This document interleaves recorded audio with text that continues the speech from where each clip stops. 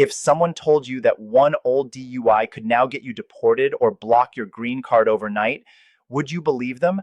Millions of people already do. In this video, I'm going to show you why that's wrong for now, what Congress is actually doing with HR 875, and exactly who should be worried before it's too late. Right now, a lot of fear is spreading online about a so-called major immigration reform that people claim has already taken effect. You may have seen headlines saying protections are gone, green card holders are suddenly deportable, or that one mistake can end everything overnight. As of January 2026, those claims are not accurate. No new immigration law related to this issue is currently in force, and no sudden nationwide change has happened. Welcome to US Move and Money, your trusted source for the latest news on US immigration, visas, green cards, and citizenship. I am your host, Daniel Brooks. The bill driving this confusion is known as HR 875, a proposal that has been discussed heavily on social media and in immigration circles. The most important fact to understand at the start is this: HR 875 is not law. It passed the House of Representatives in June 2025, but that was only one step in a long legislative process.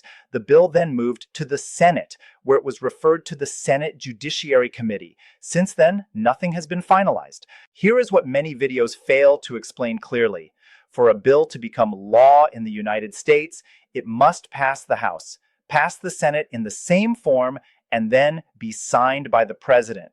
HR 875 has not completed that process. It has not passed the Senate. It has not been signed by the President. Because of that, it has no legal effect on immigration enforcement today. There is also no hidden or emergency implementation happening behind the scenes. As of now, immigration agencies are operating under the same rules that existed before this bill was introduced.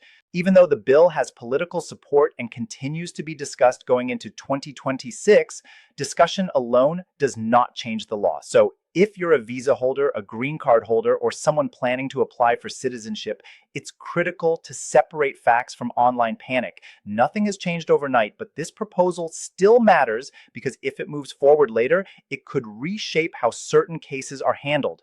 Understanding that difference right now can protect you from fear-based decisions that may do more harm than good.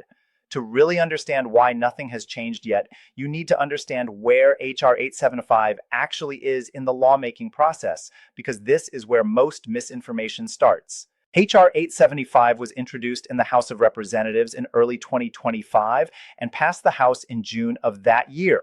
That vote is real and it matters, but it is only the first step, not the finish line. After passing the House, the bill moved to the Senate and was sent to the Senate Judiciary Committee. That is where it still sits today. As of January 2026, there has been no full Senate vote, no final version approved by both chambers, and no signature from the President. Without those steps, the bill cannot be enforced, no matter how strongly some politicians support it or how many headlines claim otherwise. Here's something important many videos leave out. Bills can stay in committee for months or even years. The Senate can pass the bill, amend it, delay it, or let it quietly die. Even if the Senate passes a modified version, it would then have to go back to the House for approval again before it ever reaches the President's desk. That means there are still multiple decision points ahead, not one inevitable outcome. Another key point: as we move deeper into 2026, there has been no implementation guidance, no internal agency memos, and no enforcement preparation issued to immigration officers related to this bill. That is a clear signal that the federal government is not acting as if this law is imminent.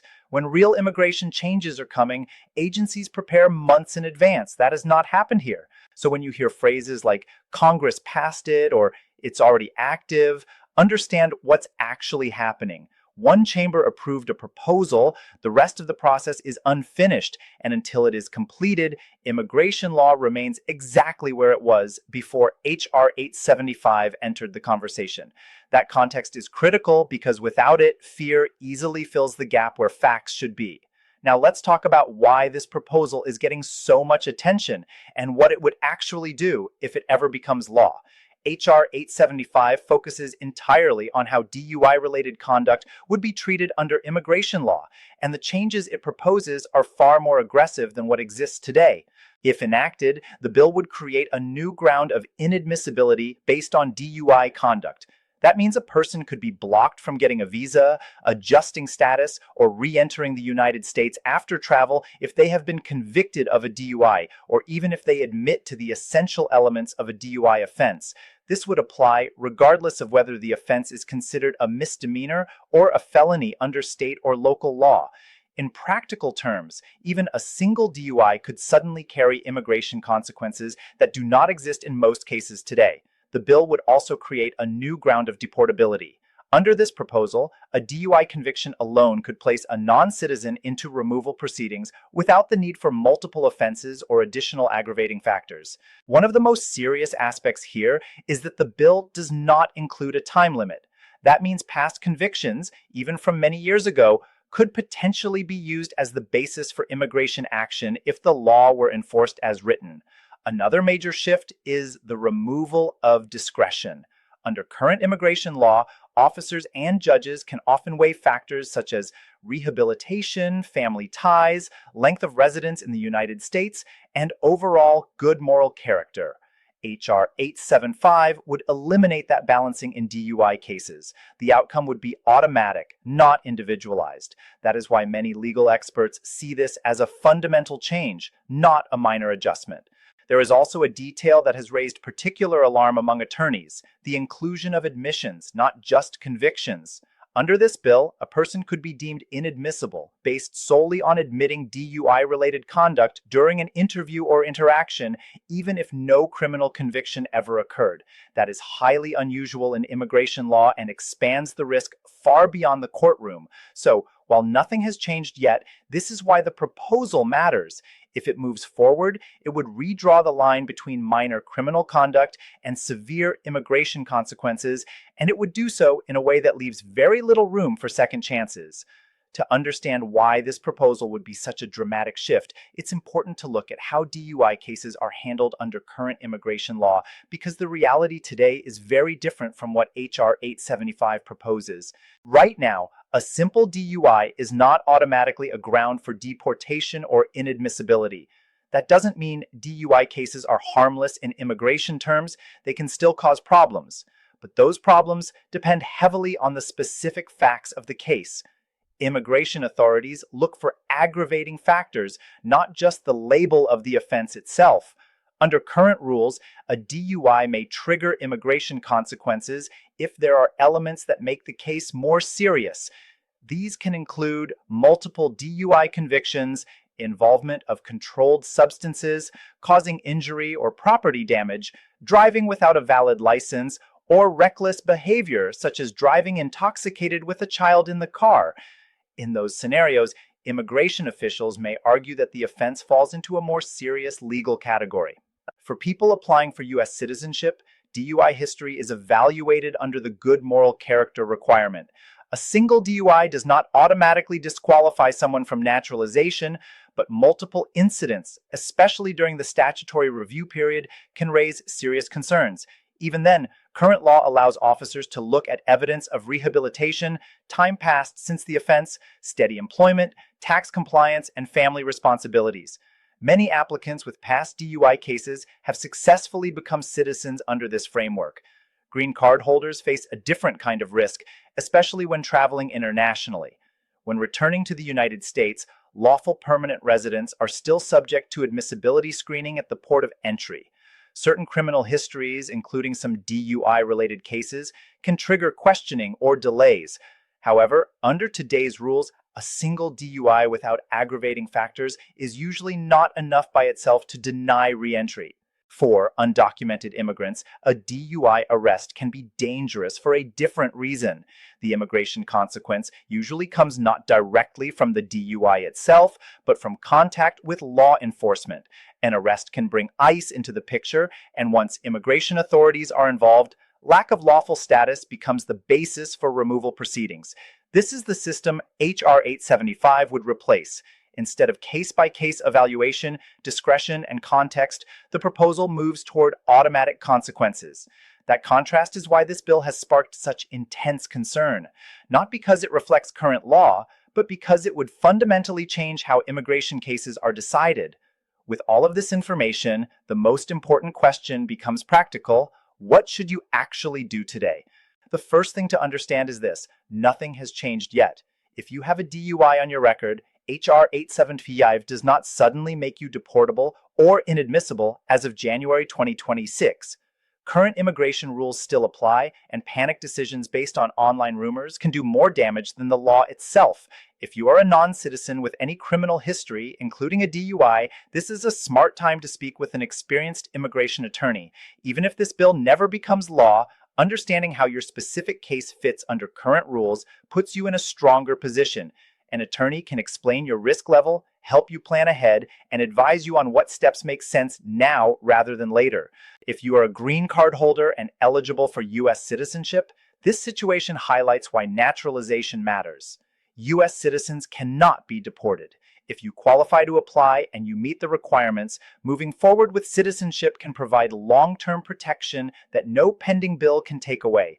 International travel deserves special attention.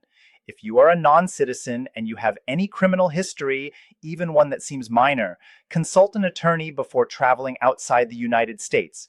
Re-entry is often where immigration issues surface, and it's better to know your risks in advance than to discover them at the airport. If you are currently facing DUI charges, it is critical that both your criminal defense attorney and an immigration attorney are involved. Criminal outcomes that appear similar on paper can have very different immigration consequences. Coordinating those two areas of law can significantly affect your future. And finally, the most effective protection is prevention. Driving under the influence puts lives at risk and can create serious legal and immigration consequences even under current law. If this bill ever becomes law, those consequences would be far more severe. Avoiding that risk entirely is the safest choice.